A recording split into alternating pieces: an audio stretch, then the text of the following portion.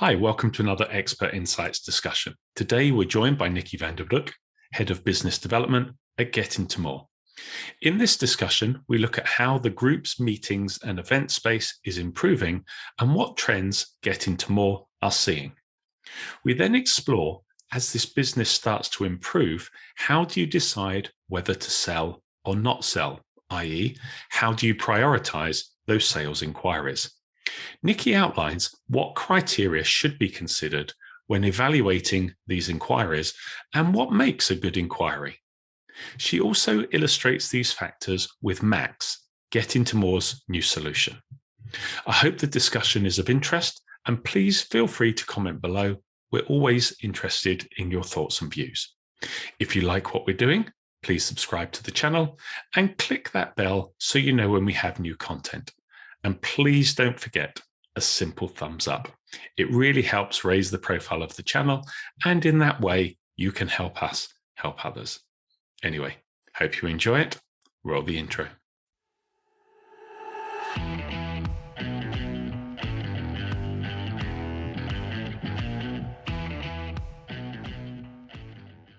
Hey, Niki, how are you? Good to see you again. You all well?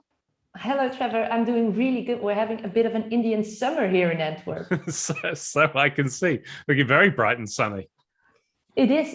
It's also, very welcome because we didn't really have an actual summer. So, Well, you guys were hit quite heavily, weren't you? I mean, not necessarily specifically, but Belgium suffered with some of the floods and all of this kind of thing, wasn't it? So it's a real bizarre.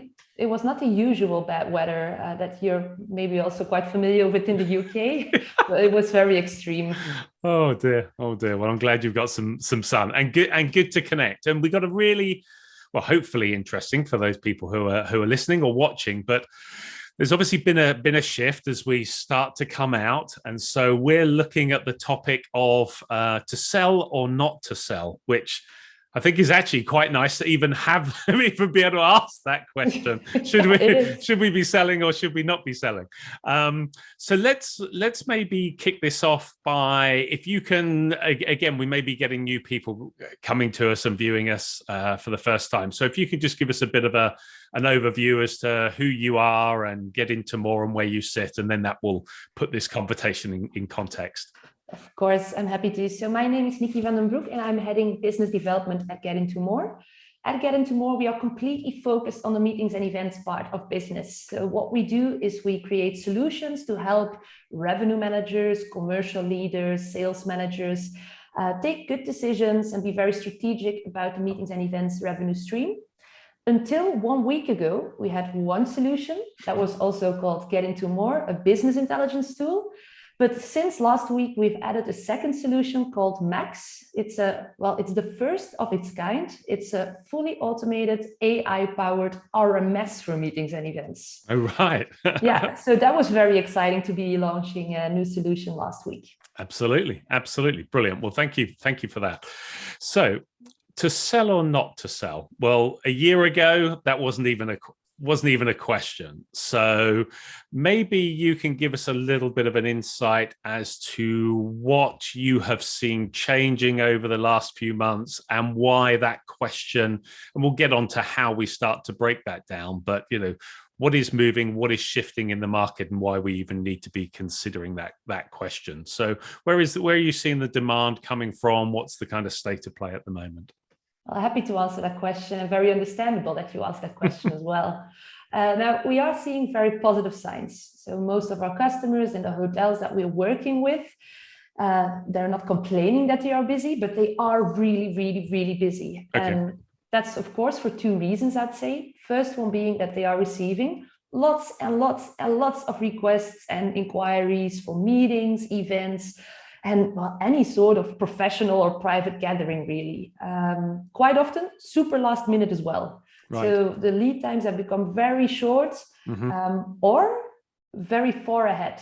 Okay, so it's like one or the other. There's no middle ground. There is no in between, but a lot of inquiries also for Q1 and Q2 already in next year, 2022. Oh wow. On the other hand, of course, meetings and event sales teams, they are still much smaller than before the pandemic. So it's really all hands on deck to keep up right now with the flow of inquiries that's hitting the hotels. Okay, so you've got more inquiries coming in, but less people to deal with that.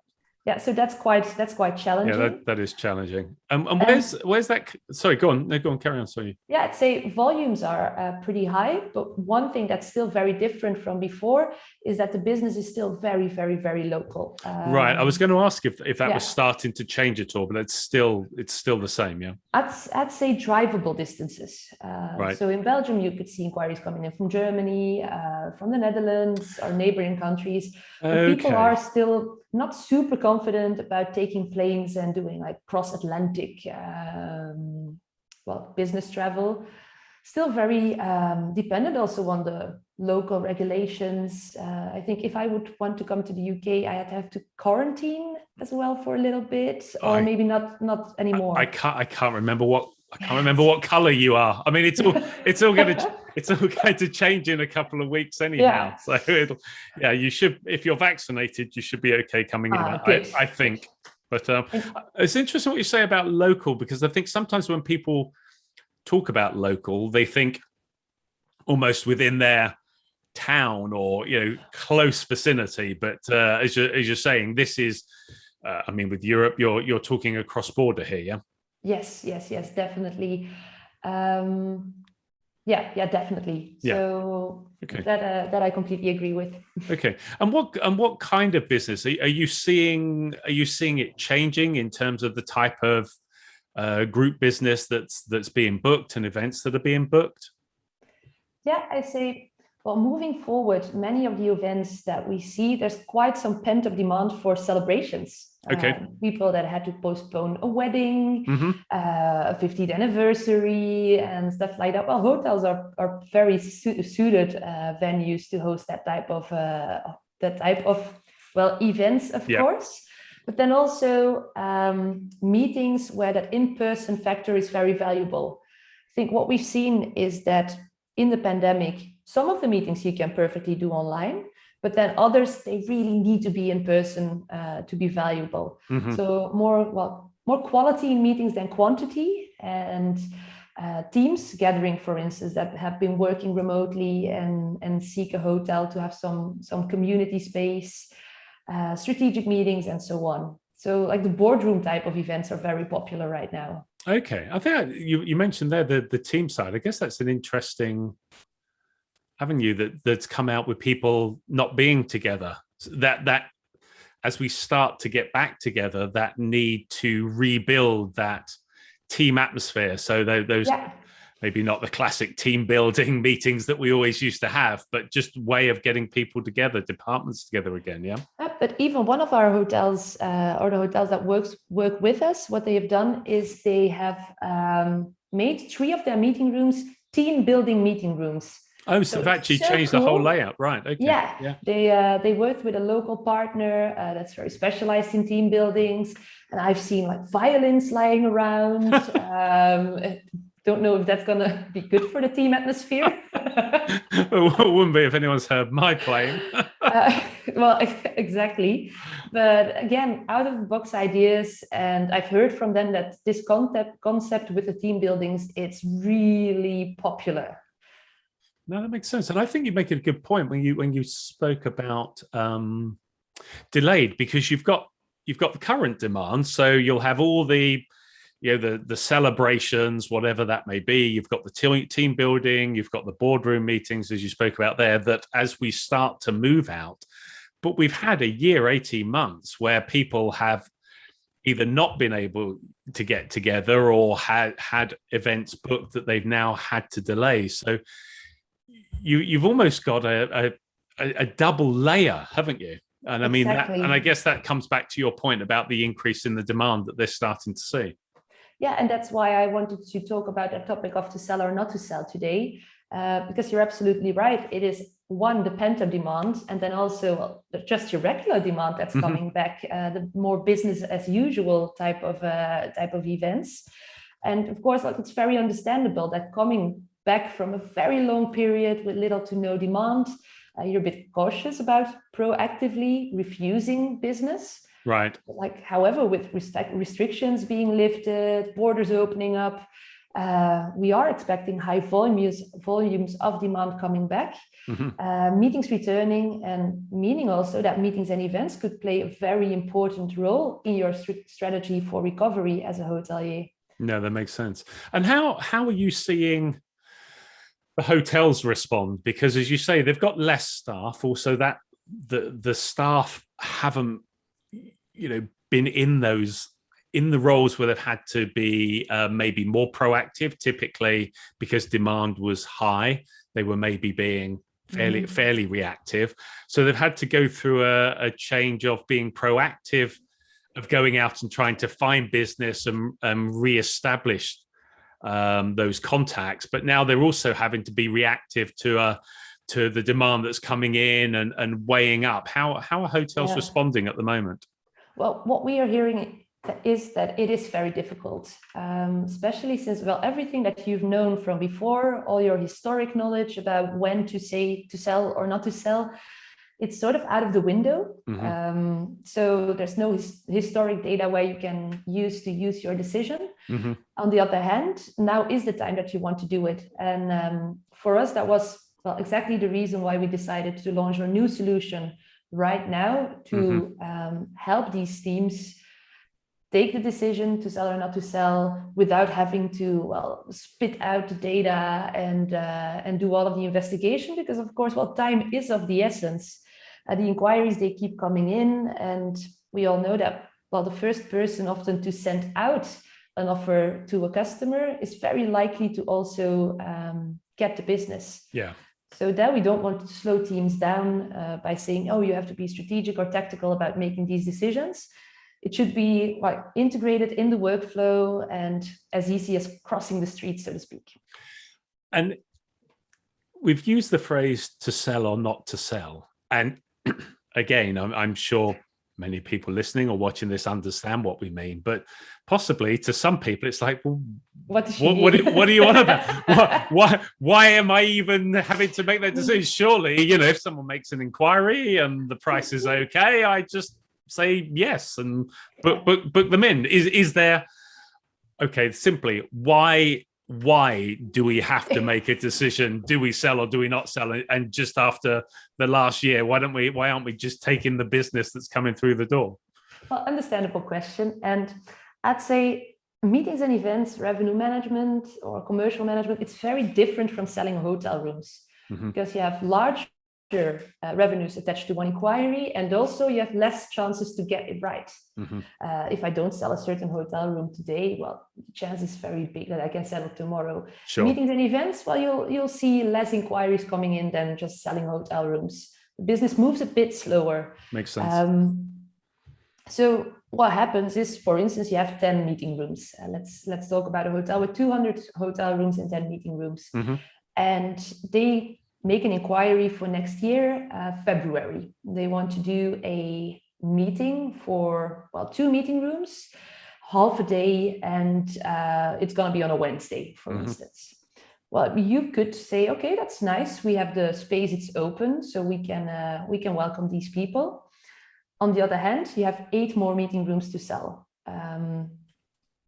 You could also host, maybe later down the line, you will get an inquiry for a very profitable conference. But that conference, however, will take up all of your meeting space. So that will be all 10 meeting rooms. Well, unfortunately, then you'll have to refuse that inquiry at that specific time before event date. Understood.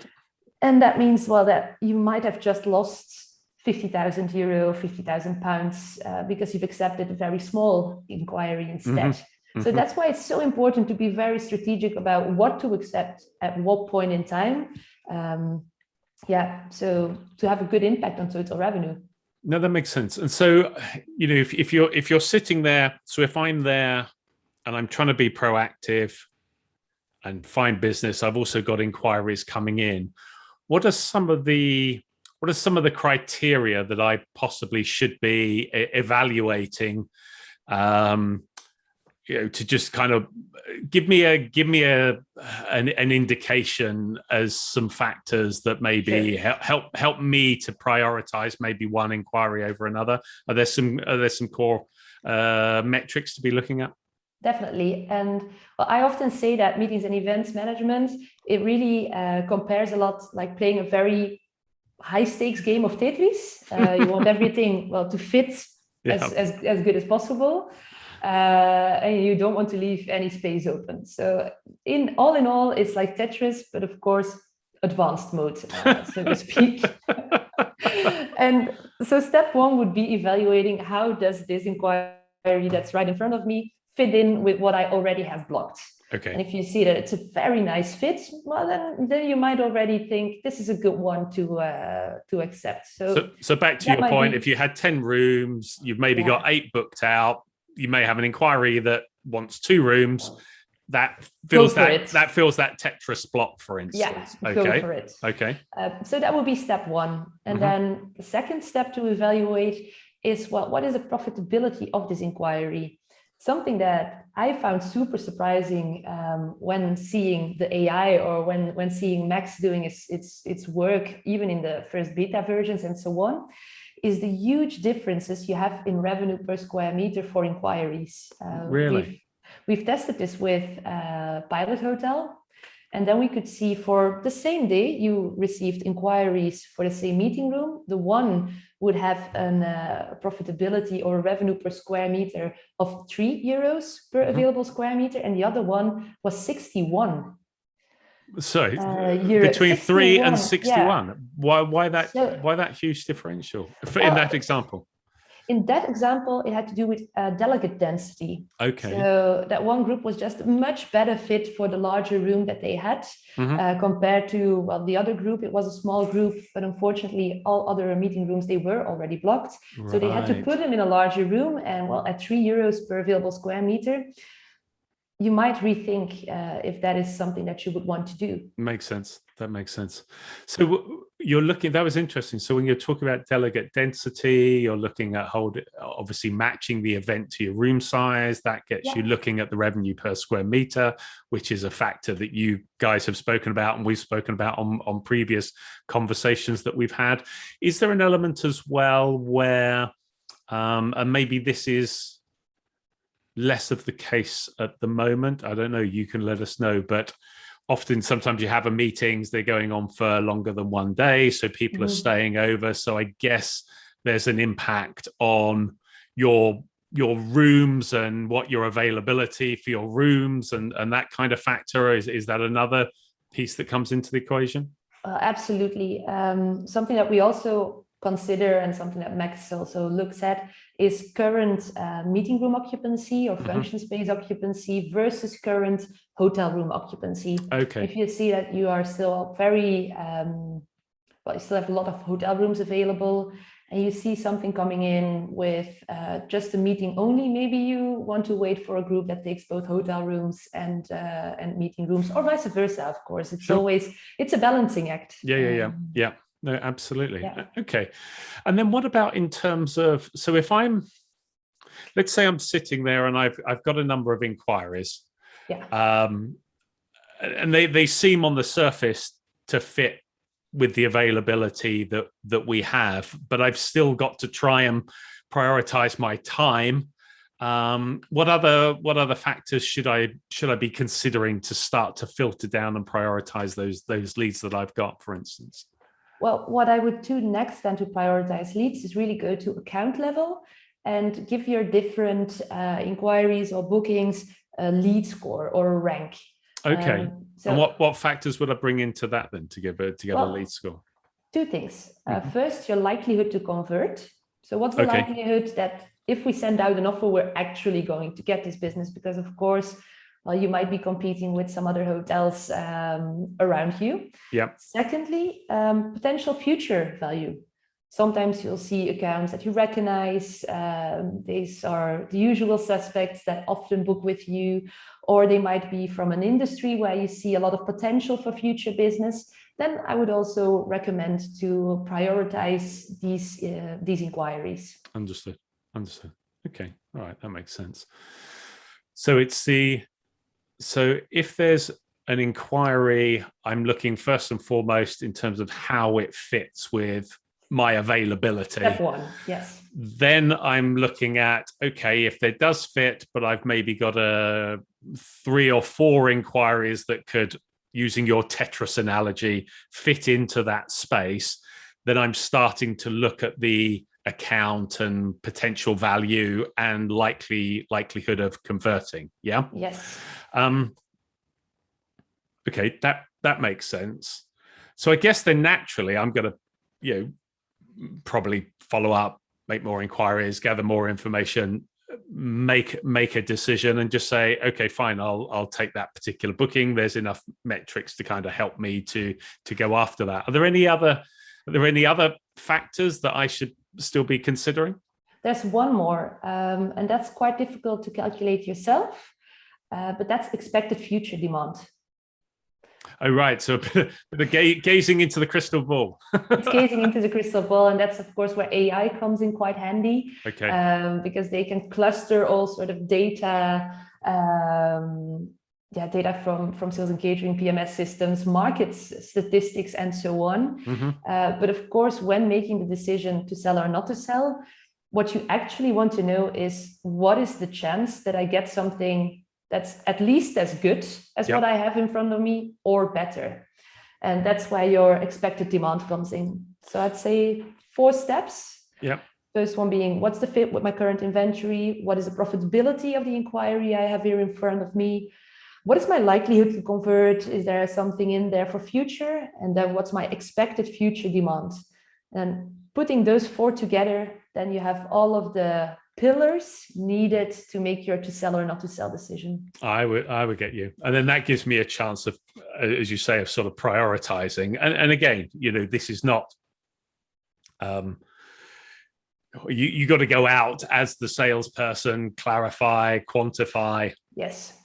And then obviously try and get the business. But this is looking at it in terms of saying, okay, if I've got inquiries coming into me and I'm making my own proactive effort, and I've got less resources available to me as a hotel, then you've got to be as efficient and as effective as you can be to chasing down those leads, to ensure that when you're converting them, you're converting those that will bring in the greatest revenue and ideally profitability as well. Okay. Absolutely. And also, it might sound a bit daunting to having to do this for every inquiry that comes along. Mm-hmm. So what I would say is to really focus on months or periods where you just really see demand picking up. Okay. Focus there, and then maybe move on to other months as well as you go. But naturally, you'll always see that certain months appear to be more in demand than others, and then really focus on those months, because of course that's where you're going to make the difference for the hotel. No, that makes sense. And as you say, I mean, you've just recently released a product. Now, I mean, actually, bizarrely enough, we connected to have this conversation at a time when we realized. So to anyone out there that's thinking, oh yeah, okay, this is a promo for a product. Yes, there is a bit of a promo for the product, but it actually was quite coincidental, because as we saw demand coming up, we thought about doing this topic. But let's, while we have a few moments, and we actually want to pick up with you in a separate video in the future to look at Max in more detail. But as you've referred to it a couple of times and talk about it, could you just give us a bit of an insight, a bit of a tempter as to what Max is all about? Yeah, well, I'd love to. But would you also like me to show a little bit of it? We may be able to do a bit of show and tell. Let's see what we can do. Let me see if you should have a go with something there. Go on then. Max is up and running. So very high level, how it works is that if you receive a new inquiry, we'll automatically see it in Max, of course. No need to do double work. It will appear here with a status inquiry. You will see, of course, a booking description, the date that the inquiry has reached your hotel, a status, arrival and departure date. And then here is where it becomes very interesting for me, I'd say. We calculate the meetings and events revenue. If there's some additional revenue, maybe for hotel rooms, then it will be added here. So you have your total revenue as well. Gotcha. Then Max starts thinking and calculating. So step one, what we also discussed is that very important KPI of revenue per available square meter. Yeah. And as you see here, for instance, this one's coming in at 2.33. And then here we have one of 87 euro per available square meter. Gotcha. So I think after some time, it would also be very interesting to see for your specific hotel venue, what is my average revenue per available square meter? Maybe you'd even consider start benchmarking this information as well. Yep. As it's probably also much more telling than, for instance, looking at occupancy. Yes, that makes sense. Yeah, there's more nuance, I would say, to the revenue per available square meter. Then here we have a rank, very hotel themed, but we work with stars. So you could have a 1 or 5, a 1 to 5 star inquiry. 1 star, well, that means that your likelihood of converting is very low, or we also don't see any future value. So this one's really focused on the account level. That's what I was going to say. So, so the first bits around the revenue and the per meter squared was one of those, the first fact you mentioned. The ranking then leads into the account level, likelihood of converting, profitability, value, those kind of elements that you touched on, yeah? Absolutely. Okay. And then next on, of course, that expected future demand, the crystal ball, so to speak. It's very difficult to come up with this or calculate yourself. But Max really has no issue doing it. So as you see here, the final column, that's our to sell or not to sell column. We've worked with a super user-friendly traffic lights principle. So if you have a green light, that means go. Yep. So send out an offer as quickly as possible. We think it's a good piece of business.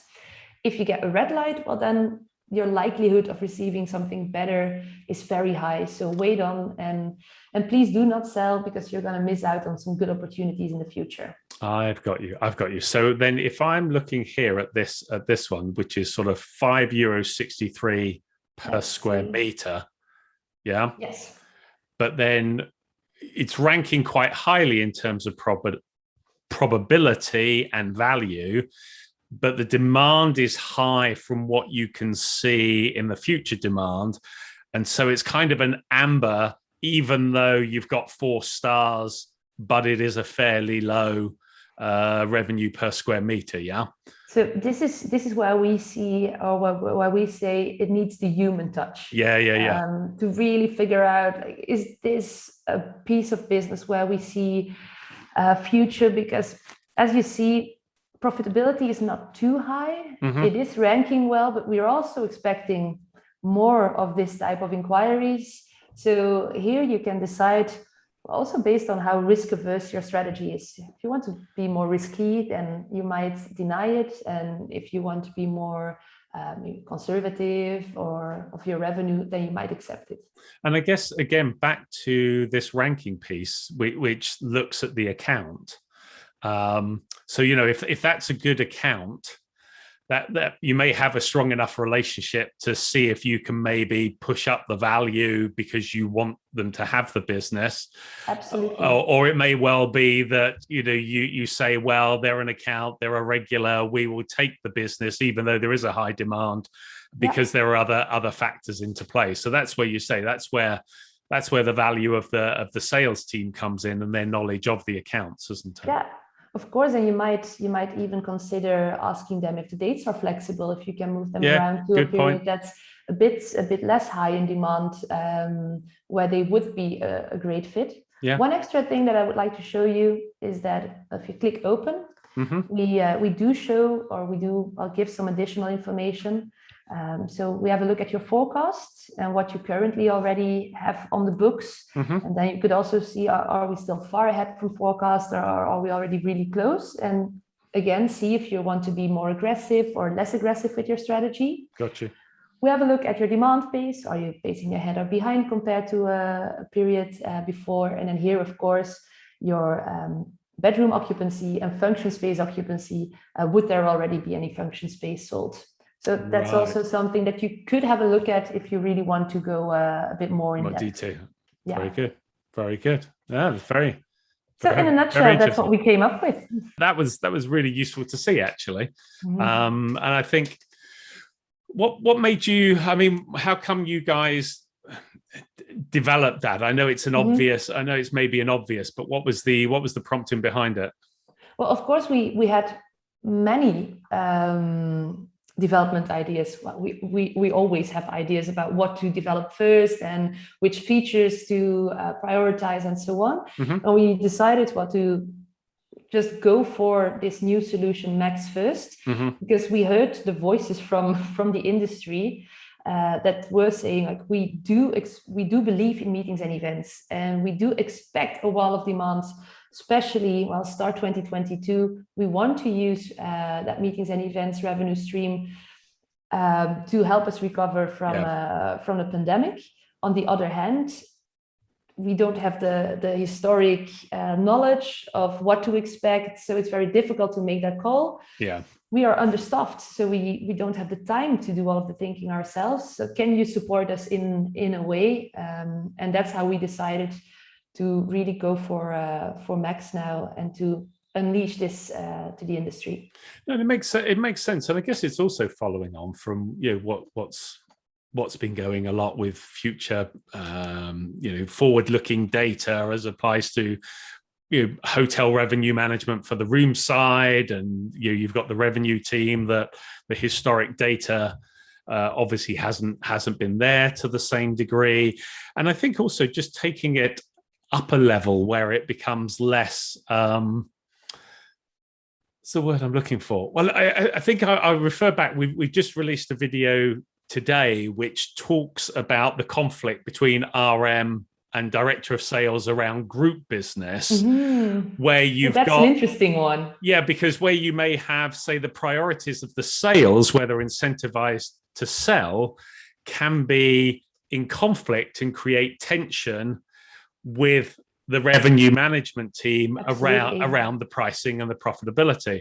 So in a way, what you're doing with Max is you're starting to build a number of analytical parameters and data parameters that enables the sales people in the meetings and event space to start to look at this in a slightly more analytical way, but then overlay their knowledge of the account. But rather than it just being, yes, I'll sell that business because it's my account, I've been with them for years. Absolutely. And rather than having that conversation, yeah, but hold on, we can see that there's demand is high for that reason. We got to have a different conversation. Back to your example, could they move the dates so we can, as a hotel, we could maximize the greater demand that we're seeing, but you can still manage that relationship with your account, or we've got to have a conversation with them to pay a little bit more. Is that I completely agree. And also, if you look at the user we have in mind for Max, that's definitely your meetings and event salesperson that is making these tactical decisions day in, day out. On the other hand, if you look at Getting to More, our business intelligence project, that's really focused on revenue managers to build in those strategies also for meetings and events. And in the end, everyone working together, both revenue managers and meetings and event sales, on this beautiful revenue stream, can only result in a very good impact on total revenue. No, that makes perfect sense. And as you say, I mean, just in terms of summing this up, really, I guess, it's fortunate that we're in a position to even be having that conversation. Finally, shall we sell or not sell? I think the point that you made at the very beginning, which was, it's not just yes, it is about the revenue and about trying to maximize revenue, but it's also looking at the profitability, and it's also looking at how you're using your resources, your limited resources, to make sure that your sales team are focusing themselves on hopefully the leads that are going to generate the greatest revenue with the greatest profitability and the greatest chance of converting, rather than it just be okay, let's just grab as much revenue, because there would be a tendency after the difficult period that we've had just to take every inquiry that's coming in. But then you kick yourself when you actually look at it and think, okay, that maybe wasn't the best bit of business to take. Yeah, and well, it is a corny tagline, but it's all about working smarter and not harder. Yeah. No, that makes sense. Any other final points on that? I think that was, I think seeing the demand recover, then looking at the factors and helping to evaluate the decisions make perfect sense. Looking at Max, thank you for sharing what you guys have worked on and recently launched, and I can see why you're excited about it. Are there any other elements around the sell or not to sell that we haven't touched on, or have we covered everything you wanted to mention? We covered it all. Brilliant. In a way, it's a simple 4-step procedure to take. Yeah. And it's very easy, of course, if you have the data to take that decision. And you can do it in an empowered way. Absolutely. Well, look, brilliant. Always a pleasure to talk with you. Great, as I say, that we are talking about business moving forward, demand picking up, and looking forward to see how Max gets on in the future as well. And we'll make sure that we reconnect and have a slightly dig a deeper dive into Max in the future. So thanks so much. Looking forward to that. Thank you so much, Trevor. Brilliant. You take care. Bye. Bye-bye. Well, I hope that conversation was of interest, and thanks again to Niki for joining us. If you have any thoughts or views on this discussion, please feel free to comment below. We always value your input. And if you like the discussion, please don't forget to give a thumbs up. I know every video asks for it, but by giving a thumbs up or subscribing, you help raise the profile of this channel, and in that way, you help us to help others. If you're interested in our recent video looking at where sales and revenue butt heads, here it is. And if you're interested in more of our expert insights, here is our playlist. And please don't forget to subscribe. Here is the button. Anyway, thanks again for watching.